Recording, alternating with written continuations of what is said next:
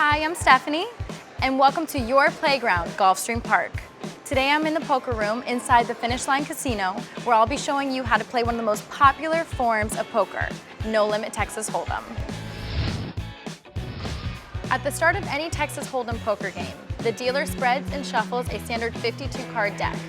In casinos and card rooms, the dealer does not play. However, in home games, dealer duties are usually shared amongst all of the players at the table. In self-dealt home games, the dealer duties change from the next player in every hand. In a clockwise direction, it's always the person to the immediate left of the dealer to act first. So having the deal duties rotates allows for an even spread of positions at the table, so that no one seat has an advantage. And by that I mean that the first person to act in a hand is at a disadvantage because they have no idea what any of the other people may do. Whereas someone who acts later has been able to collect information for those in an earlier position. In games with the dealer, a round disc called the dealer button moves clockwise from player to each hand. The button marks which player would be the dealer if the game was self-dealt. Every hand requires two forced bets called blinds. Games begin with two players to the left of the dealer who are in early position as I explained. Putting a predetermined amount of money into the pot before any of the cards are dealt, which ensures that there is something to play for on every single hand. The small blind, which is a player to the immediate left of the dealer, puts up half of the minimum bet. And then the player to his left, who is called the big blind, puts up the full minimum bet. In cash games, this amount is what determines the stakes. For example, when you see $1, $2 no limit hold'em, that means that on every single hand of the game, the small blind puts out $1 and the big blind puts out $2. So this reinforces what I was referring to earlier with the rotating of positions, as it would be unfair for seats 1 and 2 to always post the blinds. So in the next hand, this dealer button will move along to the next player. And then this player will now be the small blind, and this player will now be the big blind. In tournaments, the same applies, but the only difference is that the amount is increased over time in order to ensure the elimination of players. This is why you may see a breakdown of levels for each tournament. Each player is dealt two cards face down. These are called the hole cards, and you must protect these cards from being seen by any other player, so you need to check them very discreetly. The object of the game is to combine these two cards with 5 cards which will eventually be laid out in front of the dealer. This is known as the board, and it's in order to make the best poker hand at the table. So this hand may consist of 2 hole cards and 3 of the board, 1 hole card and 4 of the board, or very occasionally, neither of the hole cards and just the board. The first round of betting takes place immediately after the deal, with no cards yet on the board. The first player to act is the player to the left of the big blind, because these 2 players were initially forced to act.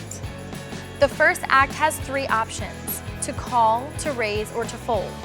To call, the player places a bet that is equal to the big blind. To fold, the player pushes the cards face down towards the middle of the table, which constitutes the muck. This player will no longer be in the hand. To raise, the player adds an additional amount, which is at least double of the amount of the big blind. If this player bets all of their chips, this is known as all in. So all of the following players then have the same 3 options, which only changes should the previous player raise. So if this player raises, then this player's call size is that of that raise. It is no longer that of the big blind.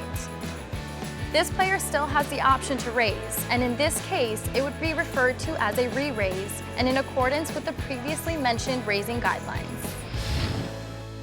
Once the first betting round is complete, the dealer then discards the top card of the deck. This is called burning, and it's done so to ensure that no one accidentally saw the top card and to help prevent cheating. The dealer then places 3 cards face up onto the table. This is called the flop. This round and all further betting rounds start with the first player to the dealer's left still in the hand, because we no longer have the forced bets, also known as blinds. They are only pre-flop. In this post-flop betting round, we have one more option. In addition to calling, raising, and folding, players now have the option to check. This is like taking a pass, staying within the hand without betting, and passing on to the next player to make the move. If everyone checks, then that betting round is complete and everyone gets to see a free card. However, If one player bets, then all players must either call, raise, or fold. Checking is not possible if a bet has been made by the player before you.